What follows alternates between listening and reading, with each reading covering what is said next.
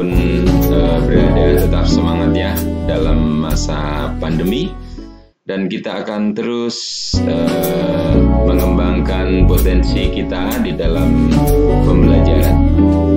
Kali ini saya akan memberikan pengimbasan tentang materi belajar seri Semangat Guru, yaitu kemampuan non-teknis dalam adaptasi teknologi.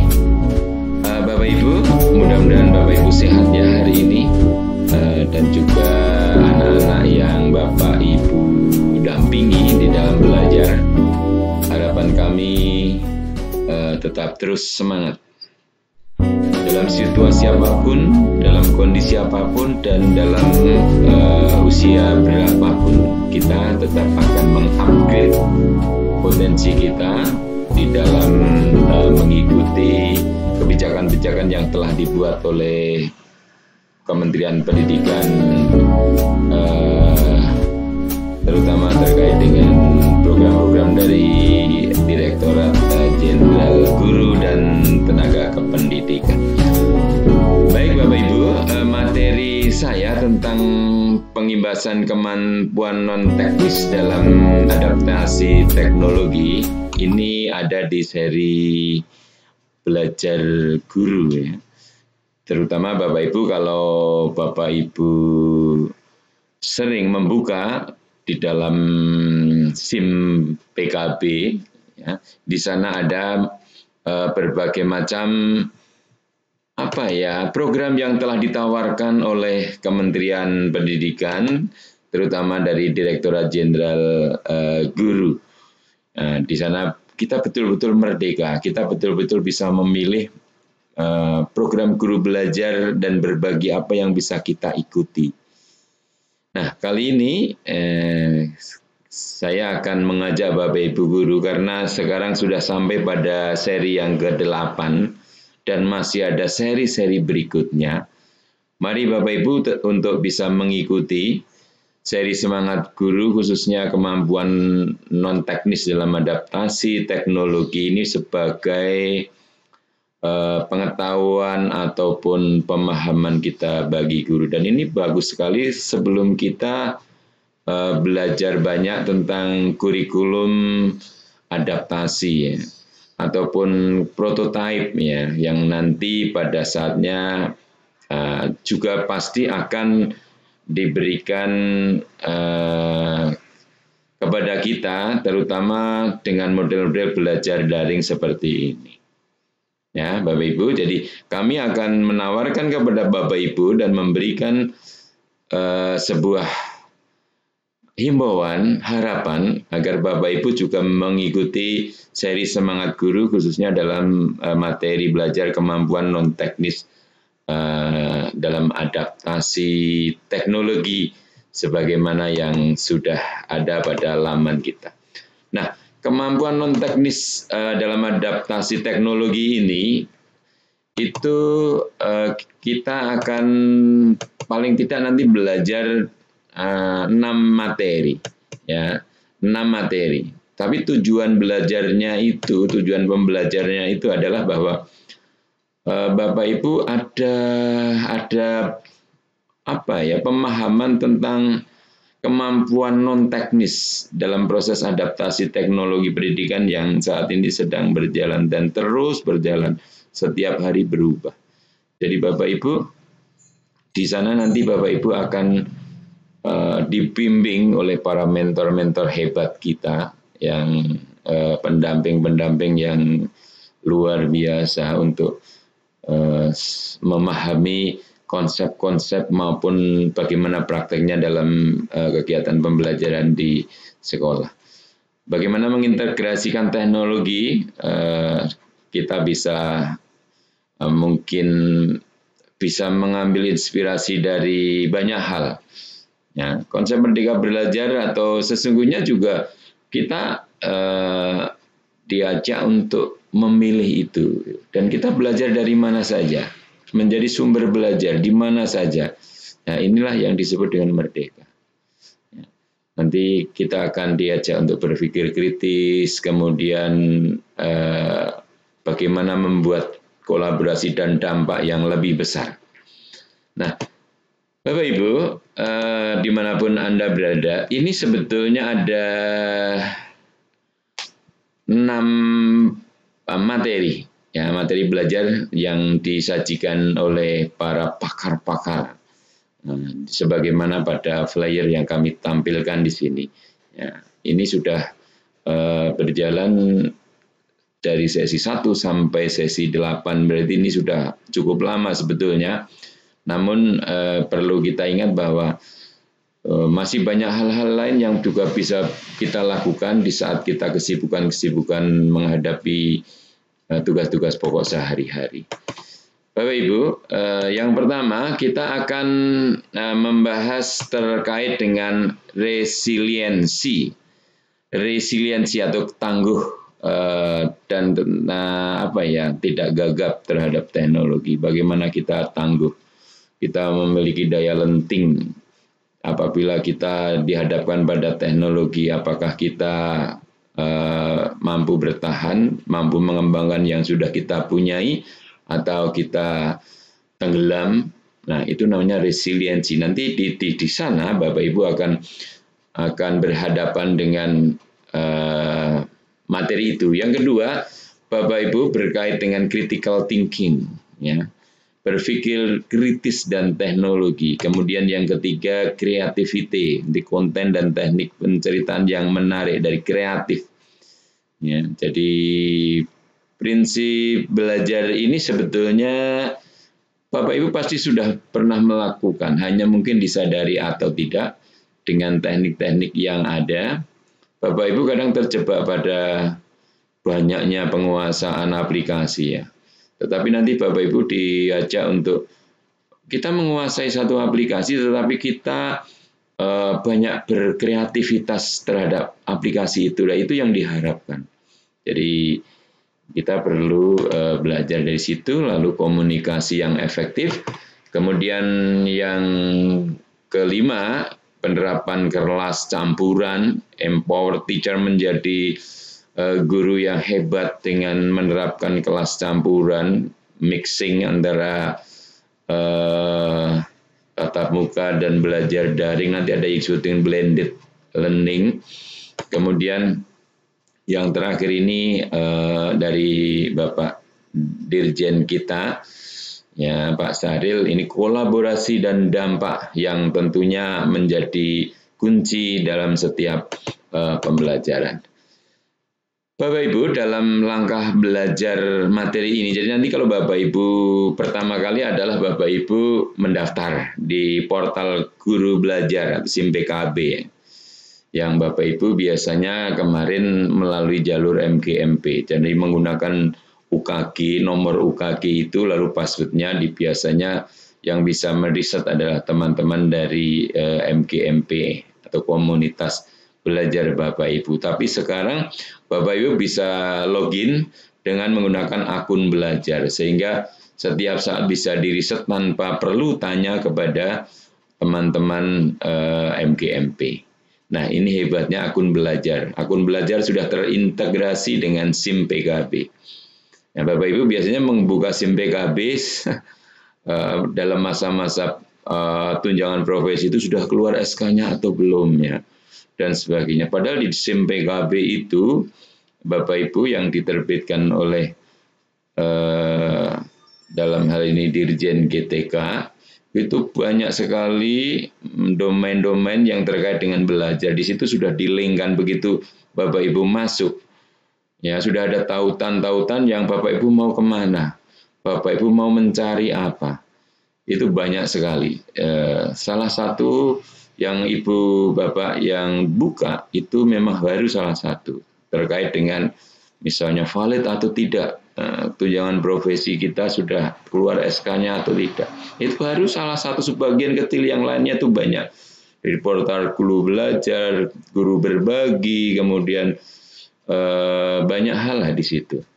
Maka Bapak Ibu silakan mendaftar. Sekarang baru seri 8 atau kelompok 8 atau angkatan 8. Masih ada angkatan-angkatan berikutnya. Kemudian setelah itu Bapak Ibu setelah masuk nanti akan dijadwal tanggal berapa mulai dan berakhir tanggal berapa.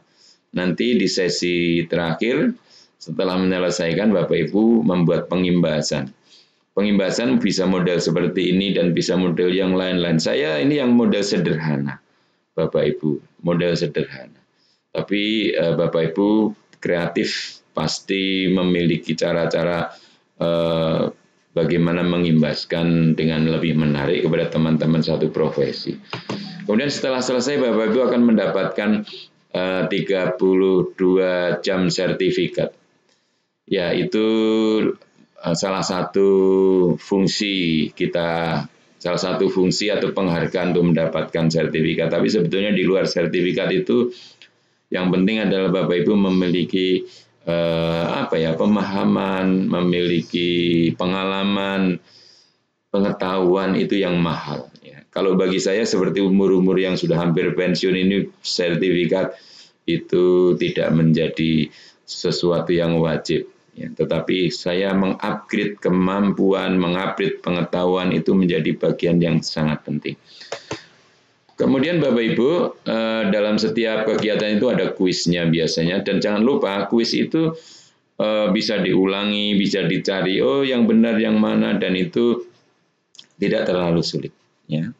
Oke, jadi kalau Bapak Ibu terutama Bapak Ibu guru muda, yang baru 5 tahun, 6 tahun, 10 tahun itu, jadi terus asah kemampuan Bapak Ibu. Bapak Ibu jangan menunggu dari MGMP, ada diklat atau tidak menunggu undangan. Tapi Bapak Ibu bisa di SIM BKB itu bisa memilih mana yang sesuai dengan apa yang Bapak Ibu pelajari, yang bermanfaat. Itulah merdeka belajar. Nah, dalam alur belajarnya seperti ini Bapak Ibu. Jadi setiap sesi dalam 6 bahan belajar tadi itu ada tes pra penilaian. Jadi di awal itu ada tes dulu penjajakan.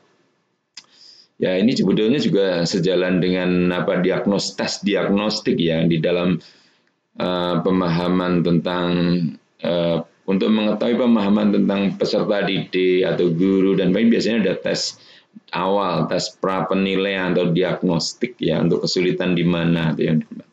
Nah ini peserta dihadapkan pada tes, jangan khawatir ya. Setelah tes itu dapat berapa, itu di awal tidak apa-apa. Tapi itu ada kuncinya Bapak Ibu. Oh yang benar ini, yang benar ini. Tinggal dihafalin atau dipahami, jangan dihafalin, dipahami dulu kata kuncinya. Di situ, mengapa jawabannya itu. Lalu setelah itu Bapak Ibu belajar dari pemaparan trainer melalui YouTube. Kemudian ada juga materi yang ada di situ, ya.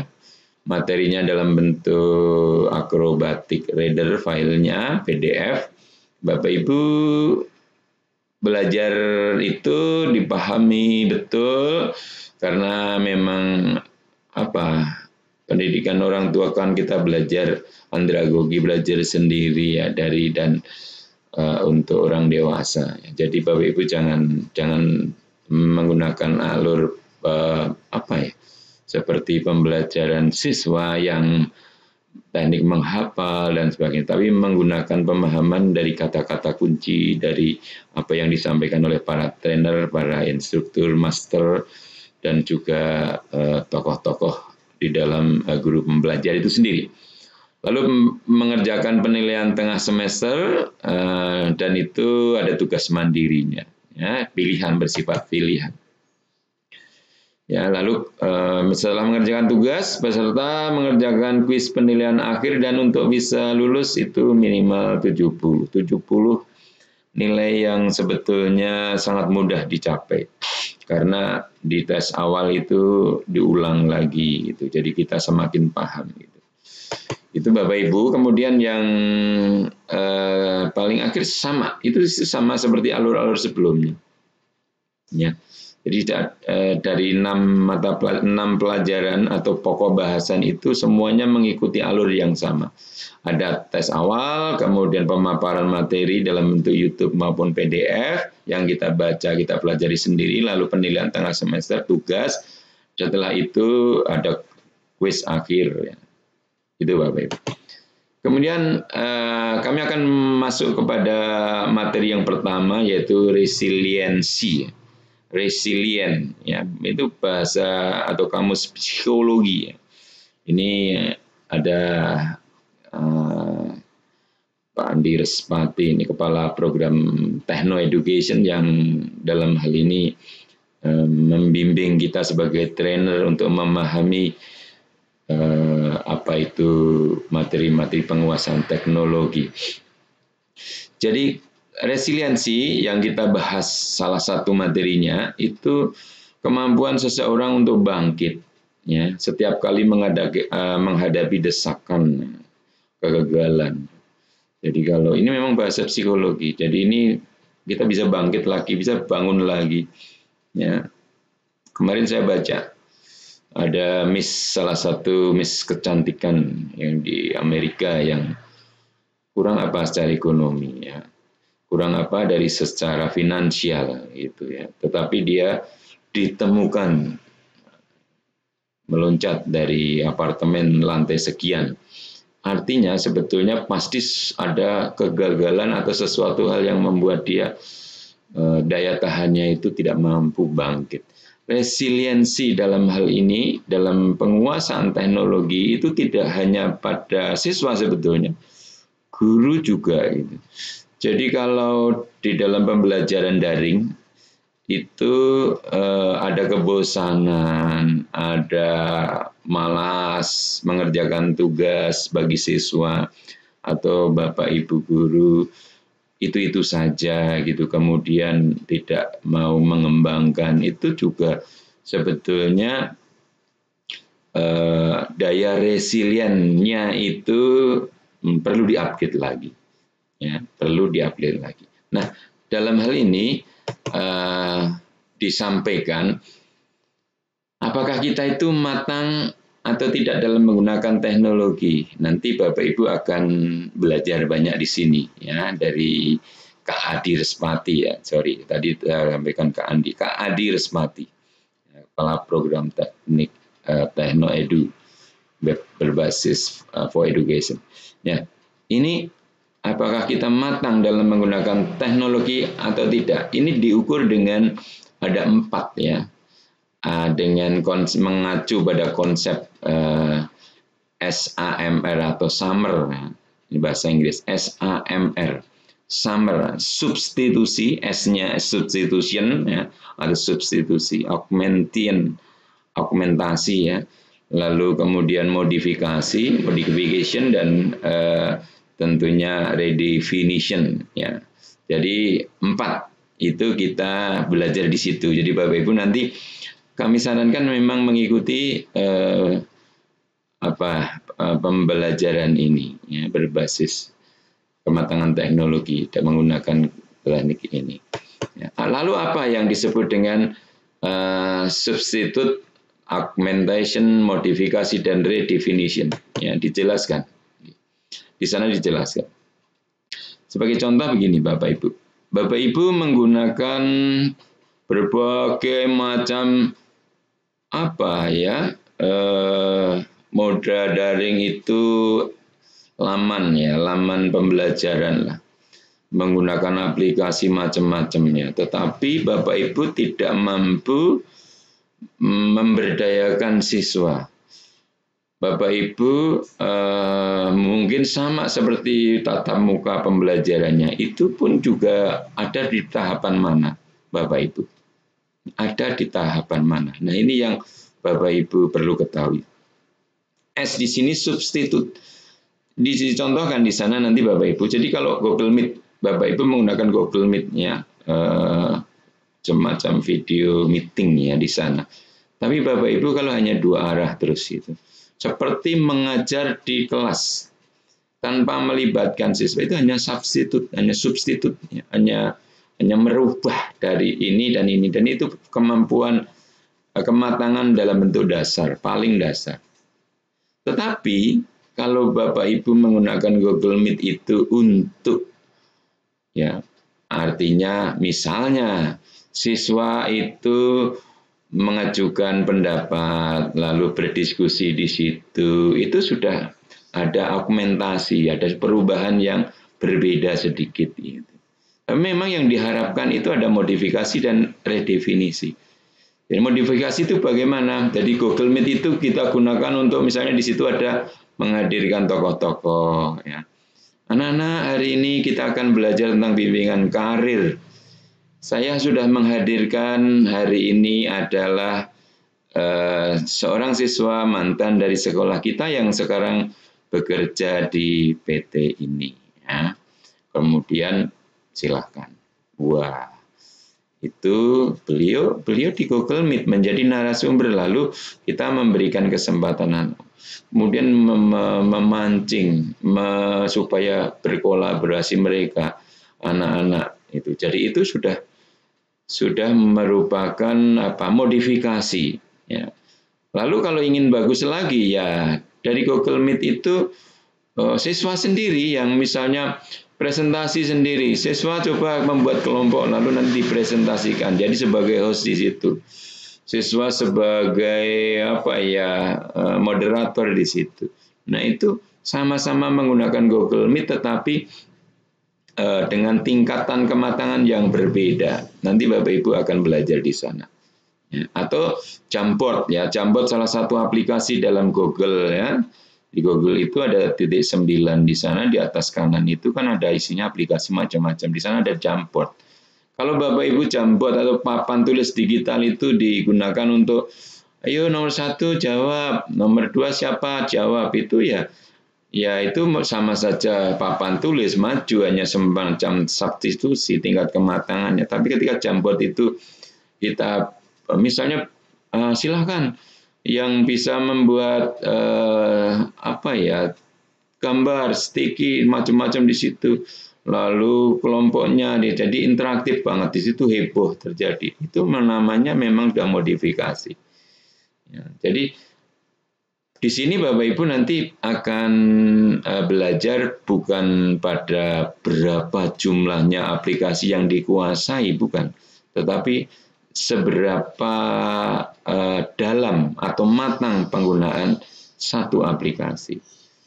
Dan kami pernah mempraktekkan WhatsApp itu juga untuk bisa menjadi kuis ya, dengan di-link-kan dengan salah satu punyanya Google ya. Jadi ada Google Sheet itu kita link-kan di situ menjadi semacam kayak kalau aplikasi-aplikasi yang ada di WhatsApp Business itu, jawaban spontan itu bisa kita program dengan, artinya menjadi lebih menarik. Apakah itu sekedar WhatsApp misalnya, dan itu kematangan dalam sebuah penggunaan teknologi. Ini yang diharapkan.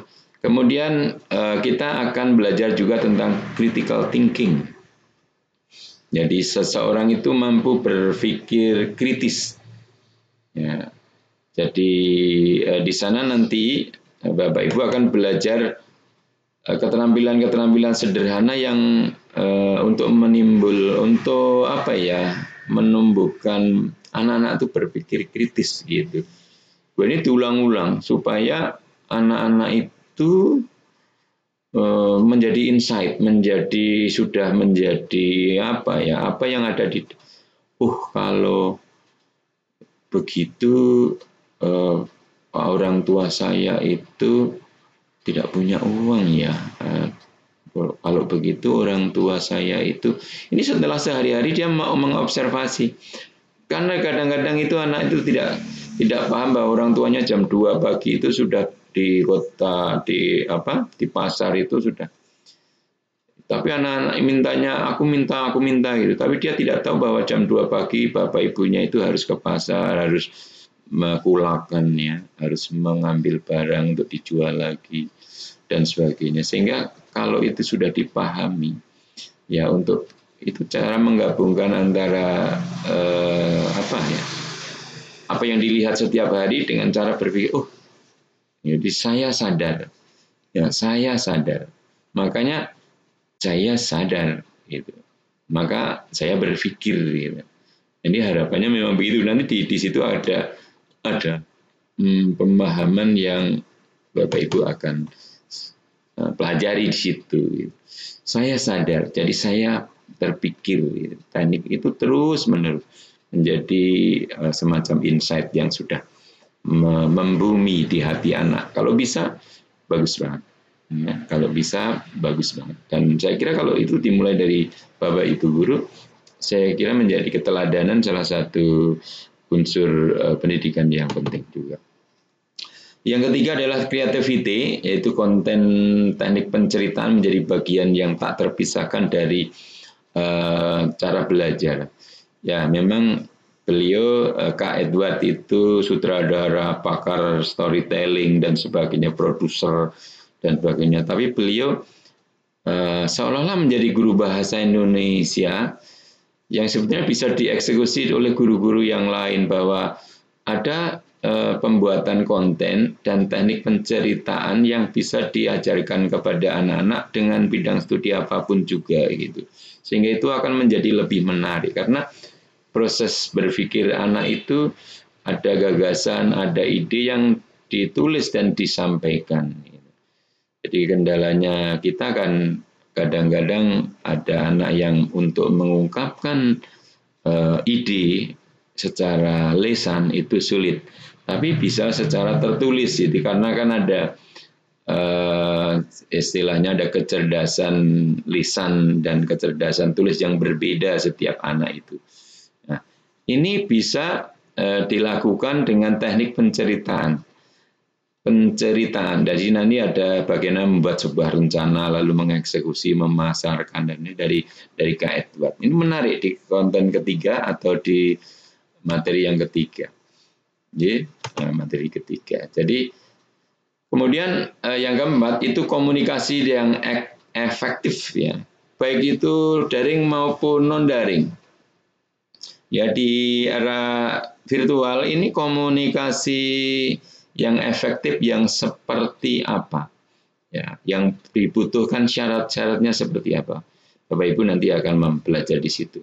Ini dibantu oleh mentor kita Kak Vena dan Kak Vivit. Jadi di situ Bapak Ibu belajar tentang misalnya mengapa kok terjadi salah paham, mengapa kok yang satu marah, mengapa kok Bapak Ibu guru kok tidak disukai karena komunikasinya kurang efektif mungkin. Itu kita belajar dari materi yang keempat. Kemudian materi ini tentunya syarat-syarat komunikasi. Ya, dalam teknik komunikasi ini sudah membina hubungan baik, kemudian saling berbagi informasi, bisa mendengar. Kita bisa belajar menjadi pendengar yang baik, saling mengerti dan baik. Maka kan metode ceramah satu arah itu tidak akan efektif apabila si pendengar itu tidak diberi kesempatan untuk mengungkapkan idenya. Ini yang pembelajaran yang tradisional. Nah, bagaimana menjalankan komunikasi yang tepat dan relevan di kelas online itu? Apapun platformnya sebetulnya, apapun jalur komunikasinya, tapi kalau itu pendek, jelas, ya apa yang harus dicapai itu ngerti, itu lalu menimbulkan keakraban, diberi emoticon yang menarik. Saya kira itu akan menjadi salah satu hal yang juga disukai siswa gitu.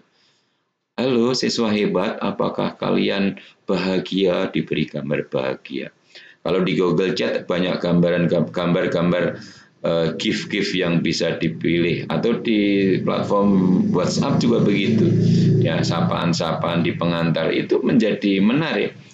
Ketika siswa telah menjawab, mengajukan ide lalu diberi jempol besar itu emoticonnya itu anak senang, bangga gitu. Jadi itu memang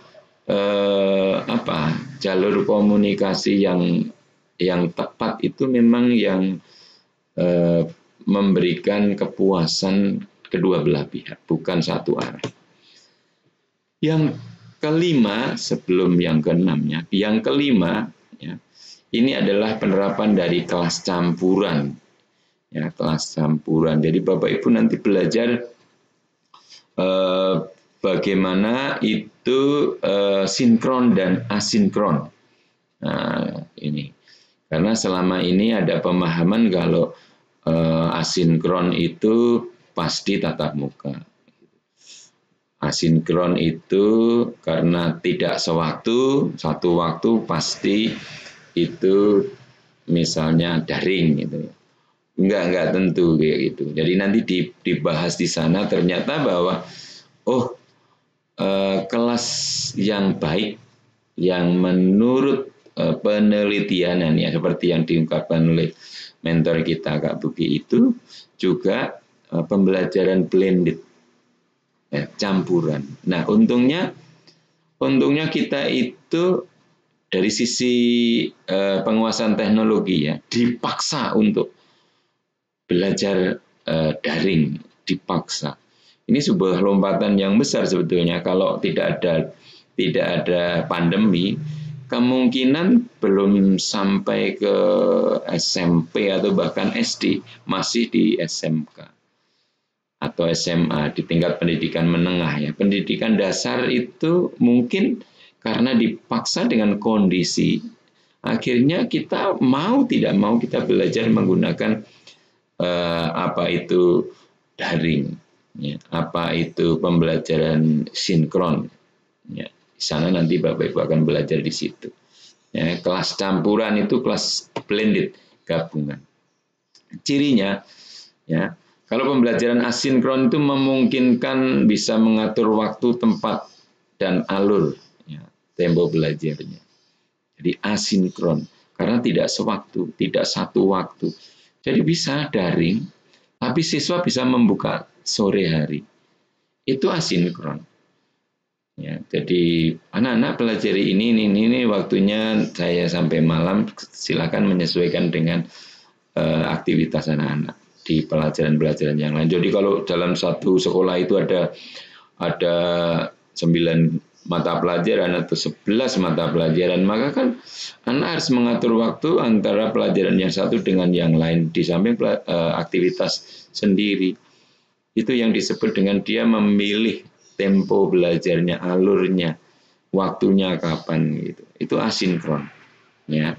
Nah, asinkron yang tatap muka juga bisa saja asinkron yang tatap muka dia harus tatap muka mengobservasi ke sebuah tempat ya dan dia harus tatap muka itu ada asinkron juga gitu. Jadi mengobservasi pasar jual beli dan sebagainya itu kan dia harus tatap muka dengan penjualnya, orang-orangnya itu ya, tetapi dia bebas memilih waktu kapanpun itu. Dalam minggu ini namanya mungkin apa ya pembelajaran berbasis proyek juga yang nanti siswa diberi kesempatan. Ini salah satu arah merdeka belajar seperti itu. Nah, simpul-simpulnya mereka diberi kesempatan untuk bebas mengerjakan. Yang penting itu menjadi komitmen pada tujuannya itu. Jadi komitmennya pada tujuan anak-anak, tujuan kita adalah mengerti itu apa laba, itu apa rugi. Maka silahkan observasi, datang ke pasar, tanyakan harga ini dari misalnya dia itu mengambil dari para penyalur, agen berapa, dijual lagi ke masyarakat berapa, lalu untungnya berapa. Kalau satu barang untung sekian, 2 barang, kalau dalam satu warung itu ada 15 jenis barang, maka dan itu kan dia akan berpikir dan seterusnya dan seterusnya. Jadi ciri khas pelajaran campuran itu setidaknya ada seperti itu. Pembelajaran asinkron, kalau sinkron tetap dengan pendampingan guru dengan belajar tertentu. Jadi tetap ya tidak bisa kemudian ditinggal. Gitu. Lalu menghubungkan moda belajar, moda program, atau bahkan beberapa mata pelajaran jadi satu. Dari konsep kurikulum prototipe kan sebetulnya juga lintas mata pelajaran juga. Ya, lintas mata pelajaran juga. Jadi memungkinkan itu asiknya kita belajar di kelas campuran gitu ya. Jadi tantangan-tantangan selama COVID ini akan dijawab oleh kelas campuran itu. Gitu Bapak Ibu. Lalu yang terakhir ini dari Pak Iwan ini, dari Dirjen GTK, ya, dari Kemendikbudristek. Jadi kolaborasi ini yang selalu oleh Pak Dirjen sampaikan, perubahannya harus ada dalam setiap hubungan guru dan murid, yaitu berkolaborasi. Jangan biarkan tidak ada kolaborasi. Penting, karena kolaborasi itu bisa guru dengan guru, guru dengan murid, murid dengan guru, dengan siapapun sumber belajar. Ya. Maka di Dirjen GTK itu membuat web atau wadah berbagi. Ya. Program sekolah penggerak itu pun juga menjadi salah satu praktek baik dalam kolaborasi, dan dampaknya sungguh-sungguh nyata. Nanti Bapak Ibu akan memahami perbedaan individu, karakteristik individu. Ya, kebetulan saya sangat diuntungkan dengan pembelajaran Merdeka Belajar ini, karena sebetulnya bimbingan konseling itu sangat memahami perbedaan individu, individual differences, baik dari sisi, dari pendampingannya pun berbeda-beda setiap anak. Konsepnya memang sudah kita pahami ya sejak dulu gitu.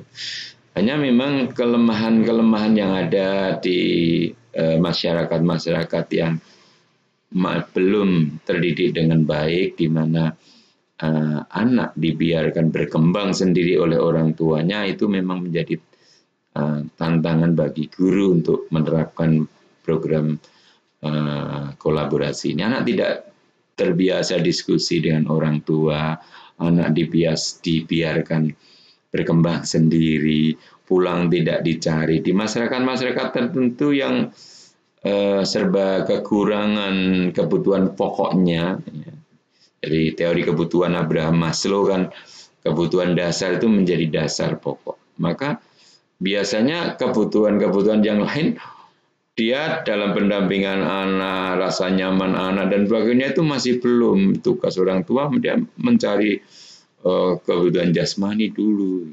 Memang betul gitu, tetapi kita sedikit demi sedikit tetap optimis bahwa itu bisa dilakukan. Baik, ini adalah yang keenam ya.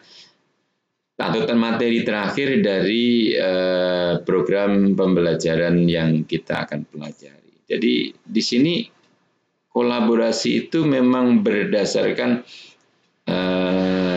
pembelajaran keterampilan abad 21 yang telah dicanangkan oleh UNESCO dengan fosi 4C, ya, critical thinking, communication, creativity, and collaboration.